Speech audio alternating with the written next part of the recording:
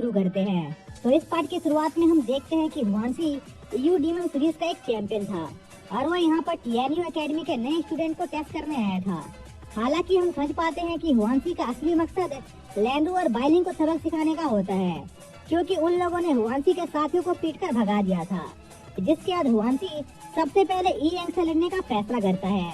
जो सुनकर ई यांग थोड़ा घबरा जाता है, क्योंकि वह जानता था कि वो हुआंसी के सामने बिल्कुल भी नहीं टिक पाएगा। पर वो ऐसे ही पीछे नहीं हटना चाहता था, इसलिए वो हुआंसी से लड़ने आगे बढ़ता है। फिर मैच शुरू होता है, जहाँ पर ई यांग हुआंसी पर एक अटैक करता है, पर हुआंसी उस अटैक को डॉज करके ई यांग पर एक अटैक लैंड करने में कामयाब हो जाता है और उसे एक ही बारी में हरा देता है, जो देखकर सभी लोग बहुत ज्यादा हैरान होते हैं, क्योंकि उन्होंने उम्मीद नहीं की थी कि हुआंसी इतना ज्यादा पावरफुल होगा। जिसके बाद हुआंसी मास्टर डोलन से एक रिक्वेस्ट करता है कि वो लैंडो और बाइलिंग से एक साथ लड़ना चाहता है, जो सुनकर बाइलिंग और लैंडो थोड़े चौंक जाते हैं। पर बाइलिंग का भी पीछे हटने का मन नहीं था, इसलिए वो झट से हुआंसी से लड़ने आगे आता है, जिस पर लैंडो भी आगे आ जाती है। फिर उनके बीच मैच शुरू होता है, जहाँ पर बाइलिंग और हुआंसी एक दूसरे पर बिना रुके अटैक कर रहे होते हैं। तभी मौका देखकर लैंडो हुआंसी पर अटैक करने की कोशिश करती है, पर हुआंसी उस अटैक को डॉज कर लेता है और लैंडो पर अटैक करने की कोशिश करता है, लेकिन लैंडो भी बड़ी आसानी से उस हमले को ब्लॉक कर लेती है। जिसके बाद वो लोग कुछ देर के लिए रुक जाते हैं और हम देखते हैं कि इस लड़ाई के दौरान लैंडो और बाइलिंग ने हुआंसी को थोड़ा घायल कर दिया था, जो देखकर सभी नए स्टूडेंट उन दोनों को चीयर करने लगते हैं। वहीं दूसरी तरफ हुआंसी के साथी की हालत खराब हो रही थी, क्योंकि उसे उम्मीद नहीं थी कि नए स्टूडेंट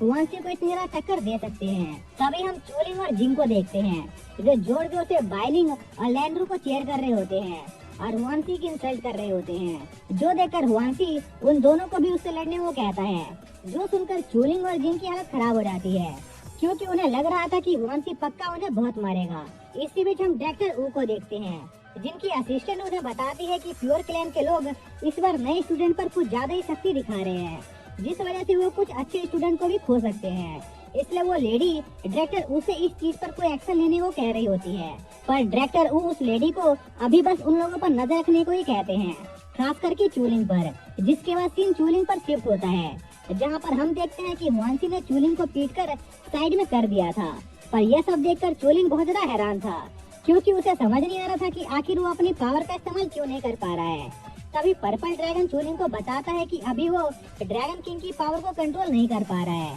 इसलिए उसे अभी के लिए उसके दूसरे वेपन्स का इस्तेमाल करना चाहिए। तभी हम देखते हैं कि बाइलिंग और लैंडो की हुआंसी से लड़ने के बाद काफी ज्यादा हालत खराब हो गई थी। वहीं दूसरी तरफ हुआंसी अभी भी पहले की तरह खड़ा होता है, जैसे कि उस पर उनके अटैक का कोई असर ही न पड़ा हो। जो देखकर लैंडो बाइलिंग से कहती है कि हुआंसी के हाथों की स्पीड बहुत ज्यादा है, इसलिए उन्हें उस पर चारों तरफ से अटैक करना चाहिए, क्योंकि सिर्फ तभी ही उन्हें उस पर अटैक करने का मौका मिल पाएगा। जो सुनकर बाइलिंग जिंग को सामने से अटैक करने को कहता है और वो दोनों हुआंसी पर साइड से अटैक करेंगे। तभी चूलिंग उनसे पूछता है कि उसे कहाँ से अटैक करना चाहिए, जिस पर लैंडो चूलिंग को कहीं छुप जाने को कहती है। जो सुनकर चूलिंग को गुस्सा आ जाता है, जिसके बाद बाइलिंग, लैंडो और जिंग एक साथ मिलकर हुआंसी पर अटैक करने लगती है, जिस पर हुआंसी उन्हें वापस से रोकने लगता है। इसी बीच चूलिंग मौका देकर हुआंसी पर पीछे से अटैक करता है, जिस पर हुआंसी चूलिंग पर पीछे से भी अपने हाथों से अटैक करने लगता है, जिस वजह से चूलिंग घायल होने वाला होता है। लेकिन तभी चूलिंग की पावर एक बार फिर से एक्टिवेट हो जाती है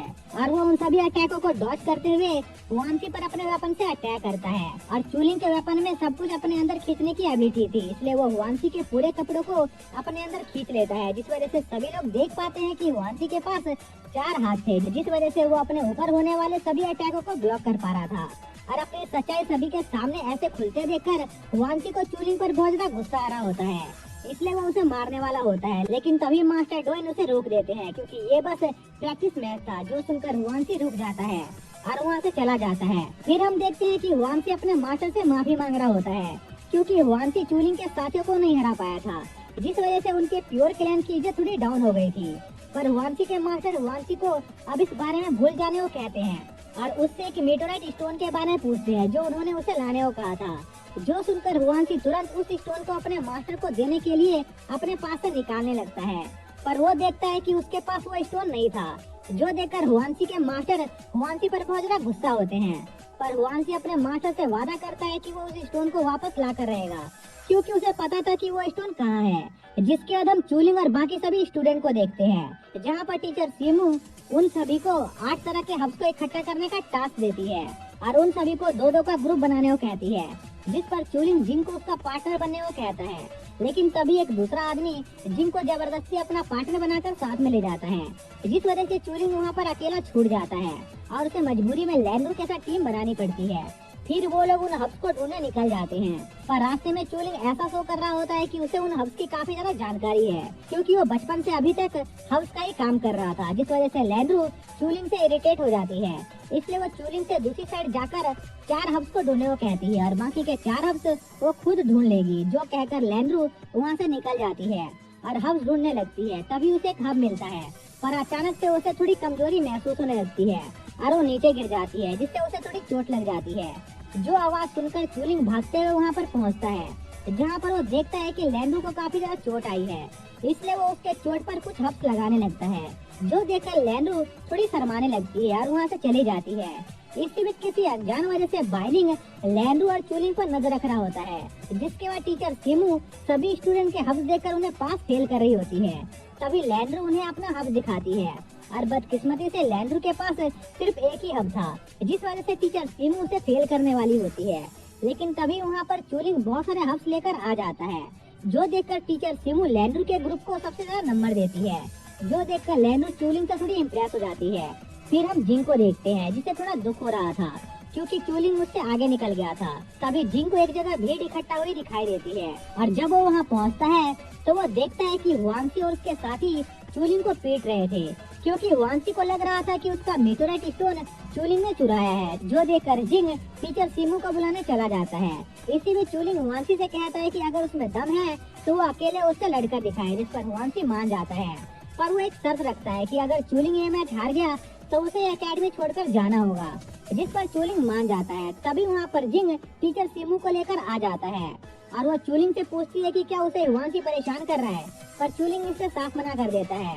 और टीचर सीमू से कहता है कि वो और हुआंसी बस एक मैच खेलना चाहते हैं, जिस पर टीचर सीमू मान जाती है। पर वो उन दोनों से कहती है कि वो अपनी फुल पावर का यूज कर सकते हैं, पर वो एक दूसरे की जान नहीं ले सकते हैं। जिसके बाद उनका मैच शुरू होने वाला होता है और सभी लोग इस मैच को देखने के लिए काफी ज्यादा एक्साइटेड होते हैं। पर तभी वो देखते हैं कि चूलिंग वहाँ से भागने लगता है। इसी बीच हुआंसी चूलिंग पर अटैक करने के लिए उसके पीछे पड़ जाता है। तभी हम देखते हैं कि चूलिंग पर्पल ड्रैगन से पूछता है कि आखिर वो ड्रैगन किंग की पावर का कैसे इस्तेमाल कर सकता है, जिस पर पर्पल ड्रैगन चूलिंग को बताता है कि उसे याद करना होगा कि वो कैसी सिचुएशन में उस पावर को एक्टिवेट कर पाया था। जो सुनकर चूलिंग वैसी सिचुएशन को याद करने लगता है, जिससे उसे पता चलता है कि जब उसकी जान को खतरा होता है उसी वक्त वो ड्रैगन किंग की पावर का इस्तेमाल कर पाता है, जिस पर चूलिंग हुआंसी का डटकर सामना करने का फैसला करता है। और जब हुआंसी चूलिंग पर अटैक करने वाला होता है तभी चूलिंग ड्रैगन किंग की पावर को एक बार फिर से एक्टिवेट कर लेता है और हुआंसी के सभी अटैकों पर डॉज करने लगता है, जो देखकर वहाँ पर मौजूद सभी स्टूडेंट बहुत ज्यादा हैरान होते हैं।